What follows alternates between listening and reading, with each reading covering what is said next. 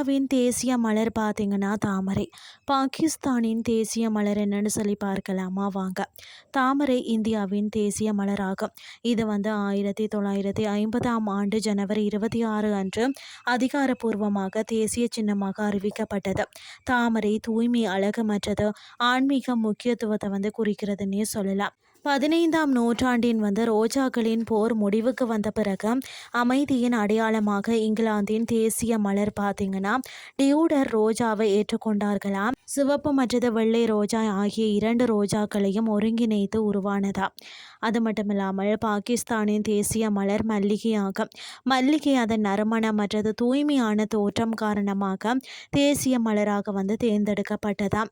1960ஆம் ஆண்டு ஜூலை 28ஆம் நாள் மலேசிய அரசாங்கம் செம்பருத்தியை வந்து தேசிய மலராக அறிவித்ததா. மலாய் மொழியில இது வந்து பார்த்தீங்கன்னா புங்கா ராயா என்று அழைக்கப்படுகிறது. புங்கா என்றால் மலர், ராயா என்றால் வந்து கொண்டாட்டம் என்று பொருளாம். தென்கொரியாவின் தேசிய மலரான அதாவது சரோனின் ரோஜா அப்படின்னு சொல்லக்கூடிய இது கொரிய மக்களின் நிகழ்ச்சி, விடாமுயற்சி, நம்பிக்கையை பிரதிபலிக்கிறது. எப்போதும் மலரும் தன்மையின் காரணமாக சரோனின் ரோஜா தேர்ந்தெடுக்கப்பட்டது. அதாவது ஜரிஸ் மலர் பார்த்தீங்கன்னா பிரெஞ்சு முடியாட்சியின் சின்னமாகவும் பிரெஞ்சு தேசிய அடையாளம் மற்றது நேர்த்தியும் வந்து கடின உழைப்பையும் வந்து குறிக்கிறதாம். அடுத்தது வந்து ஆஸ்திரேலியாவின் தேசிய மலர் வந்து பார்த்தீங்கன்னா கோல்டன் வாட்டில் ஆகும்.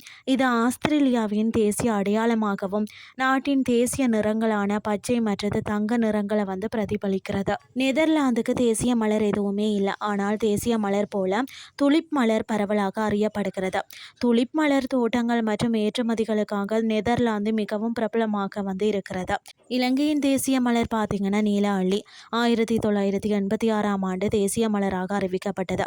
இதை வந்து தேர்ந்தெடுக்கப்பட்டதற்கான காரணம் நாட்டின் கலாச்சாரத்திலேயும் வரலாற்றிலும் இருப்பது இலங்கையின் நீர்நிலைகளில் வந்து பரவலாக வளர்ப்பதுமாக தான் இருக்கிறது. இன்றைய கிறிஸ்டி உங்களுக்கு வந்து பிரயோசனமாக அமைஞ்சிருக்கும்னு சொல்லி நானும் நம்புகிறேன். இதே மாதிரி மற்றும் ஒரு கிறிஸ்டின் வேலைக்கு உங்களை சந்திக்கிறேன். நன்றி.